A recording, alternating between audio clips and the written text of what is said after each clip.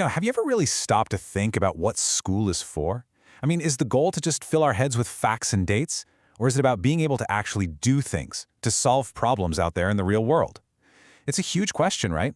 And it gets to the very heart of what education should be. Just think about it for a second.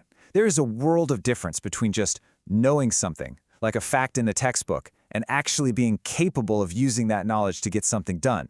One is like a hard drive, just storing data. The other is like a processor, actually running the program. It's about action. Well, this isn't just some late-night philosophical debate. Turns out there's a country that has built one of the world's most successful education systems around this very idea. And we're going to dive into how Germany's approach gives a really powerful answer to this question. All right, so let's get into it. To really wrap our heads around this, we need to understand a core concept that is way, way bigger than just traditional book smarts. The Germans have a fantastic word for it, Handlungskompetenz. It translates roughly to action competence. And it's not just about knowing what to do. It's this whole package, having the skills, the confidence, and the personal awareness to figure out how to tackle a problem and then see it through, all on your own. So, action competence really stands on three pillars, like a super sturdy stool. First, you've got professional competence. That's your classic job skill, knowing your craft.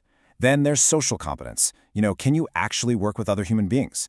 And finally, self-competence. Do you know yourself? What are you good at? Where do you need to grow? The whole point is to build all three of these at the same time. Okay, so that sounds great in theory, but how on earth do you actually teach something that big and holistic? Well, it means you have to rethink the classroom from the ground up. And they do it with a method called Handlungsorientierung, which basically means action-oriented learning. Now, this isn't just a gimmick or a single lesson plan. It's an entire philosophy that shapes everything they do. The number one goal of every single activity is to build that real-world capability. And this lays it out perfectly. Look at these principles. Learning kicks off with actual real-world problems, not some abstract theory. Students are always making stuff, creating these tangible action outcomes. And check out that last part. It's not just job training. The goal is to develop the students' entire personality and turn them into lifelong learners. It's huge. So what in the world are these action outcomes they keep talking about? Honestly, the best way to picture it is to think of it like a toolbox for your brain. Yeah, instead of just sitting through lectures on economic theory, students are literally handed a toolbox. But it's not filled with hammers and wrenches. It's filled with specific, practical methods they can pull out any time to analyze a situation, weigh their options, make a smart decision, and then build a plan to make it happen. And here's a little peek inside that toolbox. You see all these incredible methods. You've got things like the decision matrix for those really tough choices, the classic SWOT analysis for building a strategy, cause-effect chains to see the future, even action plans to make sure you're not just talking, you're doing. All right, let's pull a few of these tools out and see how they work. You'll be amazed at how simple yet incredibly powerful they are in practice. First one up is the decision matrix.